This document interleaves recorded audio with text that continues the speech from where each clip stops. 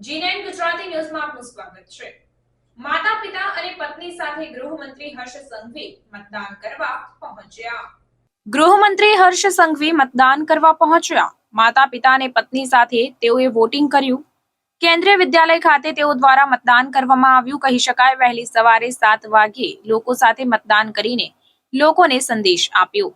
કેન્દ્રીય વિદ્યાલય પર મોટી સંખ્યામાં મતદારો પણ જોવા મળ્યા। શાહીના પર્વમાં ગુજરાતના સૌ નાગરિકોને આજે વધુમાં વધુ મતદાન કરવાની હું અપીલ કરું છું।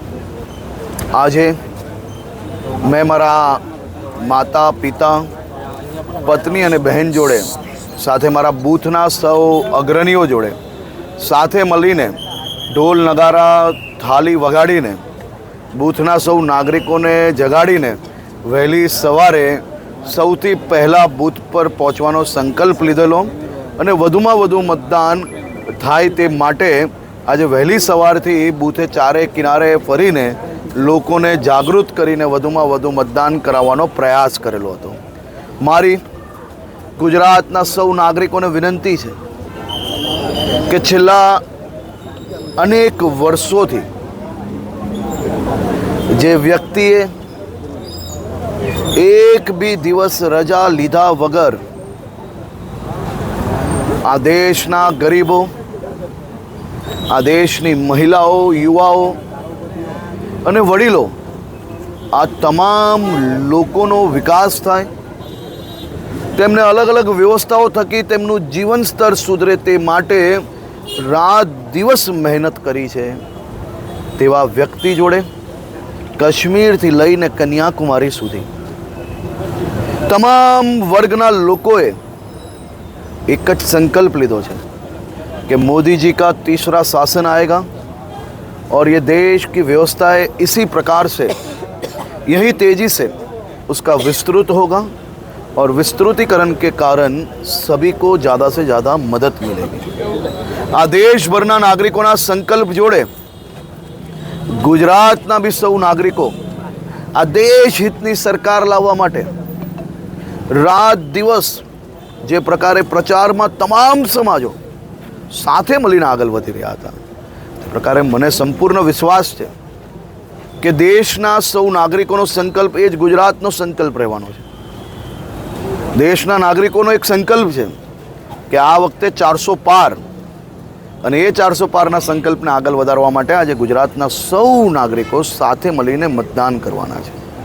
आ अद्भुत परिस्थिति गामમાં જઈને તમે કોઈ વડીલોને પૂછો આઝાદી પછી વર્ષો વર્ષ સુધી આ ગરીબ અને મધ્યમ વર્ગના વડીલો રાહ જોતા હતા કે ક્યારે કોઈક દીકરો એવો આવે કે જે દેશના પ્રધાનમંત્રી બને અને અમારા વડીલોની ક્યાંક ને ક્યાંક નાની મોટી ચિંતા કરે।